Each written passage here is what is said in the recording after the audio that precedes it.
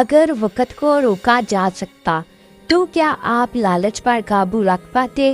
یہ کہانی ایک جادوئی دیگ کی ہے۔ یہ ایک ایسے شہر کی بات ہے جہاں وقت بہت تیز بھاگتا، لوگ زندگی جیتے تھے مگر لمحے محسوس نہیں کرتے۔ اسی شہر کے کنارے ایک پرانا سا گھر تھا۔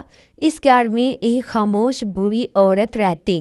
اس عورت کے پاس ایک چھوٹی سی اور عام دیگ تھی، مگر اس دیگ میں ایک عجیب راز چھپا تھا۔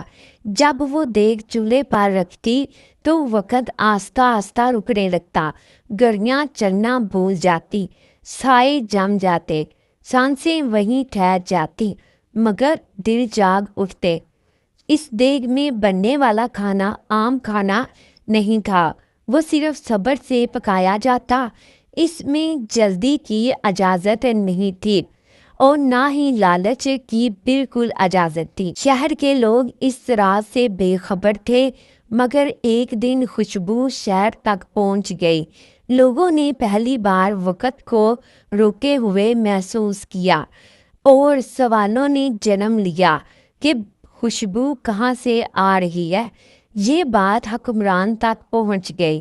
اس نے دیگ کو دیکھنے کا حکم دیا اور وہ طاقت چاہتا تھا، ہمیشہ کے لیے لالچ میں آ گیا۔ بوڑھی عورت نے اسے سمجھانا چاہا، یہ دیگ صرف ضرورت کے لیے استعمال کی جاتی ہے، ہر خواہش پوری کرنے کے لیے نہیں۔ مگر بادشاہ نے اس بوڑھی عورت کی ایک بات نہ مانی۔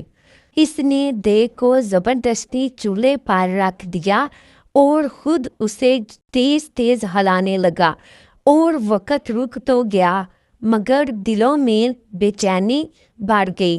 لالچ نے دیگ کا رنگ بدل دیا اور خوشبو جو تھی بھاری ہو گئی، ہوا رک سی گئی اور خاموشی خوف بن گئی۔ اچانک دیگ نے پکانا بند کر دیا۔ وقت ایک جھٹکے سے چل پڑا مگر پہلے جیسا نہ رہا۔ لمحے ٹوٹنے لگے اور بادشاہ گھبرا گیا۔ اس نے اس بوڑھی عورت کو ڈھونڈا مگر وہ اس وقت جا چکی تھی، صرف دیگ رہ گئی تھی۔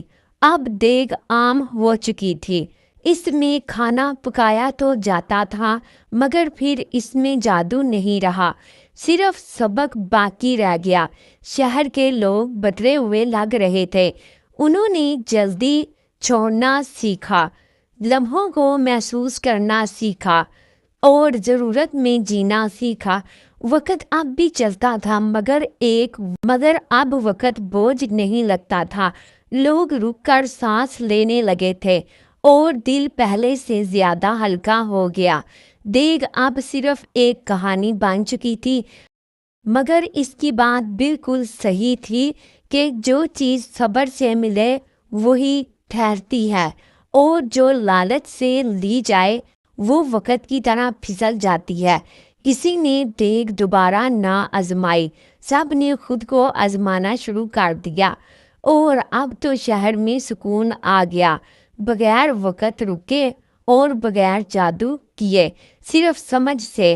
لوگ جان گئے تھے وقت کو قید نہیں کیا جا سکتا مگر اسے جینا سیکھا جا سکتا ہے۔ دیگ ٹھنڈی رہی مگر اس کی کہانی گرم رہی اور اس کی کہانی نسلوں تک رہی، کیونکہ اصل جادو دیگ میں تو نہیں تھا، اصل جادو تو نیت میں تھا، اور پھر یہی جادو صبر میں بھی تھا اور پھر ایک حد تک جادو تھا۔